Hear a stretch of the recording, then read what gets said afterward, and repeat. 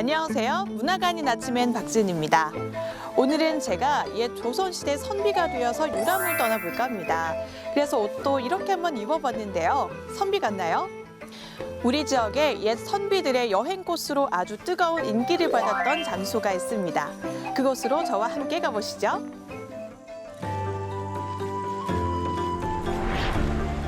무더운 더위를 피해 자연 속으로 떠나는 계절 여름. 옛 선비들도 지금의 우리처럼 아름다운 풍경을 찾아 유람을 떠났다고 하는데요. 조선시대 모든 선비들의 핫플레이스로 각광받았다는 그곳, 화양구곡으로 출발합니다.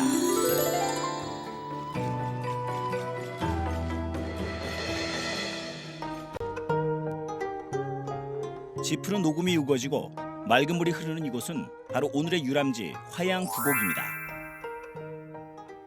속리산 국립공원 내에 자리한 화양구곡은 보기만 해도 가슴이 탁 트이고 두 눈이 시원해지는 수려한 절경을 자랑하는 곳이죠. 조선시대 선비들의 여행지로도 손꼽히는 명소였다고 하네요. 오늘 저의 여행을 함께 하실 분이 있습니다. 충북문화재연구원 윤나영 실장님, 안녕하세요. 네, 안녕하세요. 네, 화양계곡 참 오랜만인데요. 지금도 많이 찾는 곳이기도 하지만 조선시대 선비들의 인기가 많았던 그 유람지였다고요? 예, 원래 이 속리산이 명산으로 예전부터 하늘의 제사를 지냈던 곳이었거든요. 그런데 이제 조선시대 때 우암 송시열 선생님이 은거를 하시면서 더 유명한 지역이 됐습니다. 그래서 이 화양구곡이 괴산의 대표적인 명승지라고 할 수 있습니다. 예전에 교과서에서 또 보면 명승지다, 고접이다 말을 많이 듣기는 했는데 명승이라고 하면 어떤 걸 말을 하나요? 네, 명승은 그러니까 자연 경관이 아름다운 지역을 문화재로 지정을 하고 있는데 일반적으로 뭐 국보, 보물, 천연기념물 이런 것들을 많이 알고 계시는데 그러니까 경치가 아름다운 곳도 바로 문화재가 됩니다. 그래서 명승은 그런 경치가 아름다운 곳을 지칭하는 이름입니다. 그러면 이 화양구곡이 충북의 대표적인 명승지라고 볼 수 있겠네요? 네, 그렇습니다. 구곡이라고 하는 것은 원래 중국 송나라 때 처음 시작이 됐었는데요. 그러니까 중국의 대유학자인 주자가 무의구곡을 처음에 지정을 했었고 그것이 우리나라로 넘어와서 율곡 이 선생님이 보산구곡이라는 것을 처음으로 지정을 했습니다. 그리고 그 이후에 우리나라에 110개 정도의 구곡들이 지금 지정이 되어 있는데 그중에서 첫 번째로 명승으로 지정된 곳이 바로 이 화양구곡입니다. 그 옛날 선비들은 경치 좋은 자연을 찾아 시간을 보내는 일을 삶의 으뜸으로 삼았다는데요. 9개 명소로 이루어진 화양구곡. 선비라면 한 번쯤은 꼭 가봐야 할 곳으로 여겨졌다고 합니다. 제1곡 경천벽과 맑은 물에 구름의 그림자가 비친다는 제2곡 운영담을 지나면 조선 후기의 대표적인 유학자 우암 송시열 선생과 관련이 깊은 화양서원을 만날 수 있는데요. 아까도 송시열 선생에 대해서 잠깐 말씀을 하셨지만 이곳 화양서원이 송시열 선생님과 관련이 깊은 곳이죠? 네, 그렇습니다. 이곳은 이제 송시열 선생님이 여기에서 이제 은거를 하셨었고 송시열 선생님 사후에 그의 제자들이 송시열 선생의 정신과 학문을 기리기 위해서 세운 일종의 사립학교입니다. 우리나라에 정말 많은 서원들이 있었는데 그 중에서도 특히 이 화양서원이 가장 위세가 높았던 곳입니다. 그렇게 위세가 높은 서원이 이곳에 자리 잡게 된 이유가 화양동이 그냥 멋있어서일까요? 물론 화양동의 아름다운 경치도 한몫하지만 이곳에 있는 송시열 선생의 정신이나 이런 것들이 담겨 있기 때문에 많은 선비들이 찾았던 것으로 보입니다. 다소 엇갈리는 역사적 평가를 받고 있지만 그 영향력만큼은 조선 최고였던 우암 송시열의 화양서원. 서원 앞엔 송시열 선생과 깊은 관련이 있는 장소도 만나볼 수 있는데요. 와, 여기 보니까 정말 심상치 않은 큰 바위가 있는데요. 우리가 위에 올라와 있죠. 여기가 화양구곡 중 한 곳 맞나요? 네, 맞습니다. 여기가 바로 삼곡인 읍궁암인데요. 여기에는 효종과 송시열 선생의 전설이 얽혀 있는 곳입니다. 효종대왕은 청나라를 정벌하기 위한 북벌 정책을 송시열 선생과 같이 굉장히 열심히 추진했던 왕이었습니다. 그런데 너무 젊은 나이 40세에 일찍 돌아가시는 바람에 그 꿈이 무산이 되었고 그 소식을 들은 송시열 선생이 지금 이 바위 위에서 통곡을 하였다는 그런 이야기가 있습니다. 그런데 그런데 이렇게 보니까 큰 바위 위에 구멍이 군데군데 이렇게 숭숭 뚫려 있어요. 이것들은 다 뭐예요? 아, 네. 여기 지금 이 네모난 구멍들은 원래 여기에 이제 비석들이 세워져 있었던 것이거든요. 비석이? 예, 근데 이제 물이 불어나서 비석이 이제 떠내려가면서 비석들은 저 위쪽으로 옮겨졌고요. 지금은 이제 그 비석들이 남아 있었던 흔적만 남아 있는 것입니다. 굵직한 역사를 간직하고 있는 제3곡 읍궁암. 오랜 시간 이곳을 지켜온 소나무와 흐르는 물이 그 옛날의 이야기를 들려주는 듯한데요. 이제 본격적으로 화양 구곡 유람을 시작해 볼까요? 화양서원에서 조금 더 올라가면 모래가 깨끗하고 금싸라기 같다고 해서 이름 붙여진 제4곡 금사담과 암서재를 볼 수 있고요. 계곡물을 건너 화양교를 지나다 보면 층층이 쌓인 바위가 멋들어진 제5곡 첨성대도 감상할 수 있습니다. 정말 멋지죠? 저도. 야, 좋네요. 새소리도 참 좋고 물소리도 듣고 이렇게 걸으니까 스트레스가 확 풀리는 것 같아요. 옛날 선비들도 이렇게 스트레스를 풀러 여행을 다녔을까요? 옛날 선비들도 지금 우리하고 많이 다르지 않더라고요. 일단 선비들이 여행을 하는 주 목적은 지금 우리처럼 좋은 풍광을 보기 위해서 가는 것이 이제 첫 번째입니다. 조선 선비들이 가장 가고 싶었던 곳이 바로 금강산이었는데요. 이제 금강산까지 있는 거리가 멀잖아요. 그래서 거기까지 가지 못하는 이제 선비들은 이곳이 소금강이라고 불리는 그런 곳이었기 때문에 여기 속리산으로 와서 이제 대리만족을 했다는 그런 기록들도 남아 있어요. 또 조선시대 그 성리학자들은 자연의 그 성리학의 이치가 담겨져 있다고 생각을 했기 때문에 산수유람을 하는 것들이 공부의 한 방법이기도 했습니다.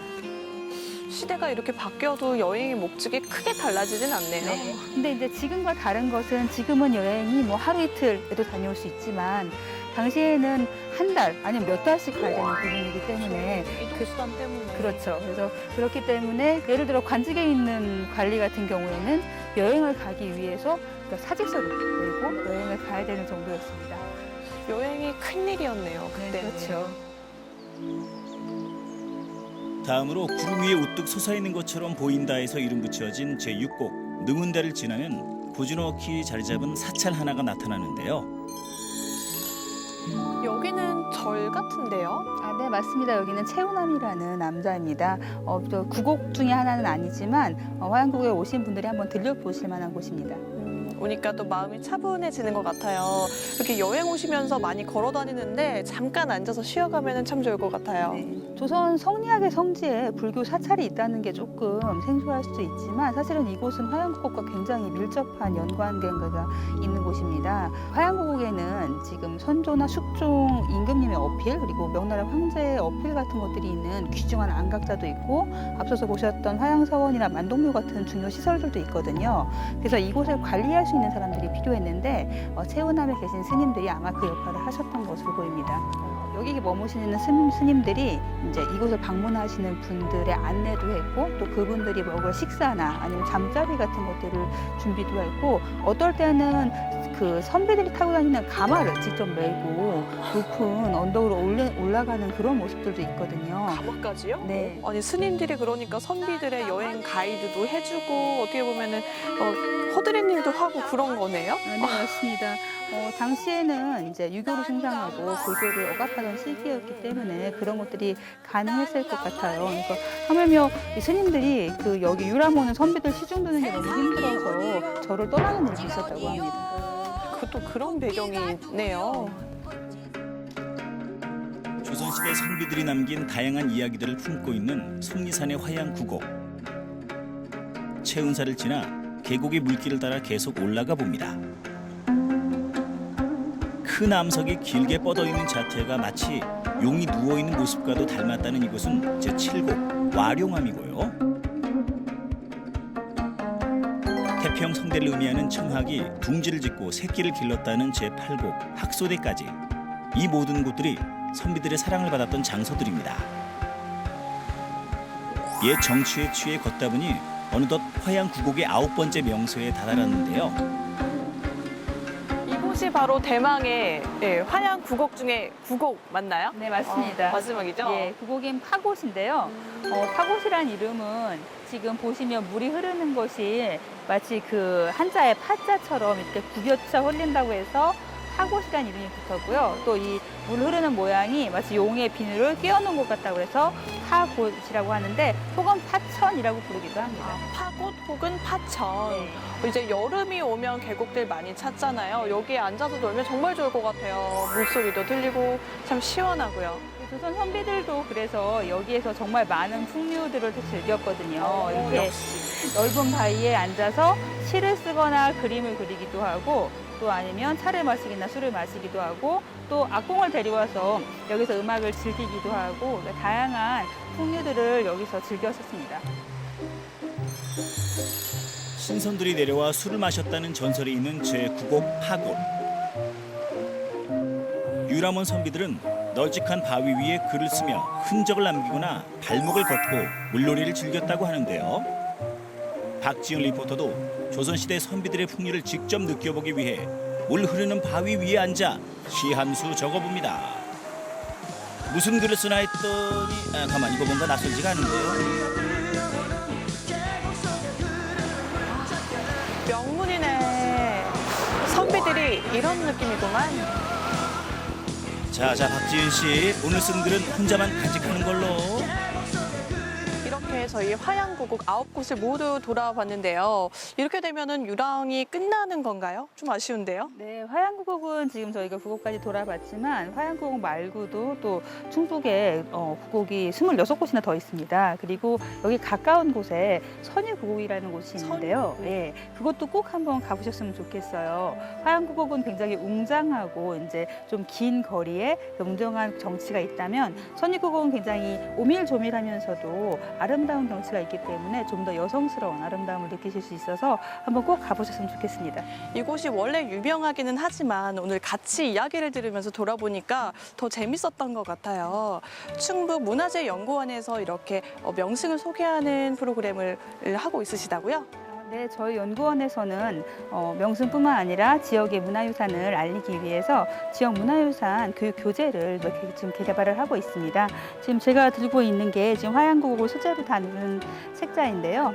예, 이것뿐만 아니라 지금 지역에 알려지지 않은 문화재들을 알릴 수 있도록 학생들이 보기 편한 책자로 만들고 있고요. 또 이 교재를 가지고 올해 하반기부터 그 방문 교육을 실시할 예정입니다. 책자 이름도 참 재밌는데요. 방탄유람단. 네. 이 책자 보고 또 좋은 곳 있으면 한번 가봐야겠어요. 해마다 여름이 되면 많은 사람들이 찾는 충북의 대표적인 명소 화양구곡. 역사적 배경과 숨겨진 이야기까지 알고 가면 더욱 유익한 시간을 보낼 수 있습니다. 올여름 조선 최고의 유람지로 꼽혔던 화양구곡에서 선비들의 풍류를 느껴보시는 건 어떨까요?